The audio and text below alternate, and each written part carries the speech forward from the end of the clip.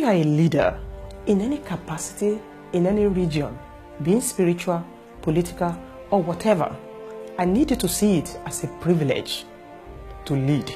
A privilege given to you by God Himself. God is so much interested in who leads the souls He created. So He specifically selects them and put them there. At times, somebody may manipulate himself into a particular leadership position, yet if God does not approve it, he or she will never be there.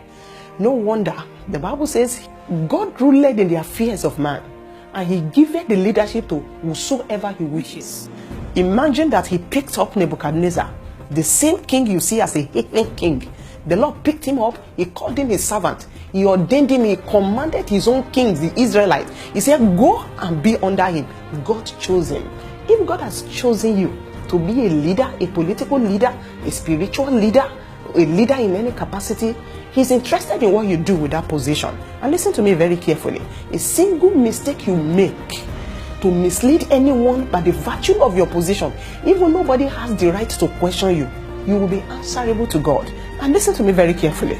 Not only you, your generations will be involved, because that position has to do with the life God cherishes, the life God is interested in, the lives He created by Himself.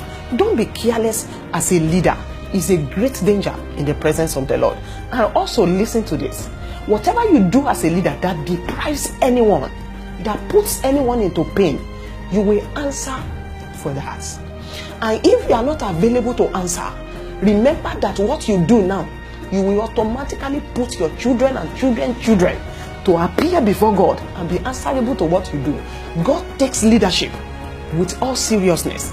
Don't joke with it. Jesus emphasizes for you to know how important it is when it comes to leadership and God.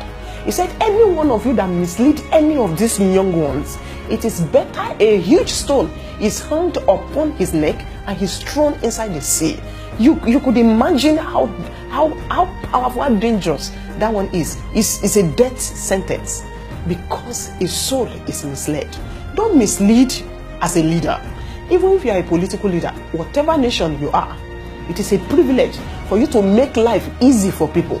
If you scoop out money for yourself, gather wealth for yourself, a wealth you gather that does not belong to you, deprive somebody somewhere.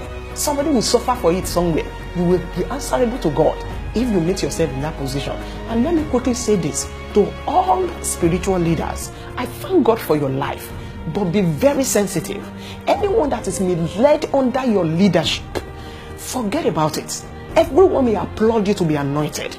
Everyone may celebrate you as a good preacher. But before God Himself, if you mislead anyone, that single soul you mislead can disqualify you for life, no matter what you have done for years. Be very, very sensitive. God is interested in what you do as leaders. Take it seriously. If your parents are leaders, I especially advise you to be concerned with what they do with that privilege of leadership while they are in the position. The reason is because whatever they do, good or bad, is like building a future not only for themselves, also for their children. You need to know what is going on.